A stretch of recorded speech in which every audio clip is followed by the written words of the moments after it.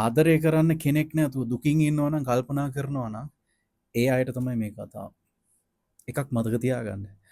ජීවිතේ වර්ධින්න අවස්ථා ඕන තරම් වැඩි. ඒ වර්ධින්නේ හදන්න ඕන මිනිස්සුන්ව. ඒ වරද්දන්නේ හදන්න ඕන මිනිස්සුන්ව. සමාජයේ මේ ලෝකේ සමහර අවස්ථාවල විශ්වයෙන් පවා අපිට හරි පාඩමක් අරගෙන එනවා. අපේ ජීවිතේ හදලා යන්න එනවා. ඒ තැන් ඒ අවස්ථා අපි දකින්නේ අපි කරුමක්කාරයෝ විදියට. නමුත් අත්දැකීම් එක්ක ගොඩක් ජීවිතේ ගොඩක් අත්දැකීම් ලබනකොට අපිට හිතෙනවා අපිට මේ විශ්වයෙන් එහෙම පනිෂ්මන්ට් එකක් දෙන්නේ අපි සමාජයේ තැලිලා පොඩි විය යුතු මිනිස්සු නිසා වෙන් කියලා. ඒක වැරදි කියලා කියනවනම් ඕනම කෙනෙක් එක්ක තර්ක කරන්නත් මම කැමති.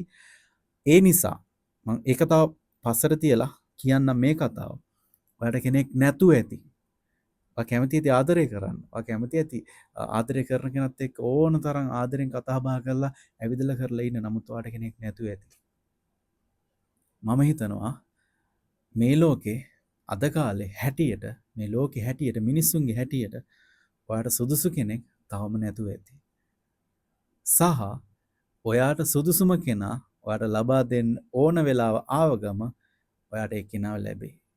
සමහරක් අවස්ථාවල වැරදිලා ඔයාට අනවශ්‍ය කෙනෙක් හම්බුනොත් ඔයාට එතනින්ම ජීවිතේ එපා වීමකට ලක් වෙනවා. එතනින්ම ඔයාගේ ජීවිතේ ඔය ආදරේ එපා වෙච්ච තැනකට පේන්න බැරි දෙයකට පත් කරගන්නවා. එහෙම මිනිස්සු තමයි ගොඩක් දුරට එකම ආදරයක් හොයන්නේ, එකම දෙයක් මැත්තේ මැරෙන්න හදන්නේ. ඒ වගේම කනස්සල්ලෙන් ජීවත් වෙන්නේ. ඒ අයට සුදුසුම කෙනා සුදුසුම වෙලාවේදී, හරිම වෙලාවේදී හම්බෙයි. ඒ නිසා ඉවසන් ඉන්න සහ බලාපොරොත්තු වෙන්න එපා යම් කිසි විදියක්, යම් කිසි රූපයක්, කිසිම දෙයක් ඒ වගේ අයට හම්බෙන්නේ අපිට ඕන කෙනා නෙමෙයි. මේ විශ්වයෙන් අපිට ලබා දෙන කෙනාමයි.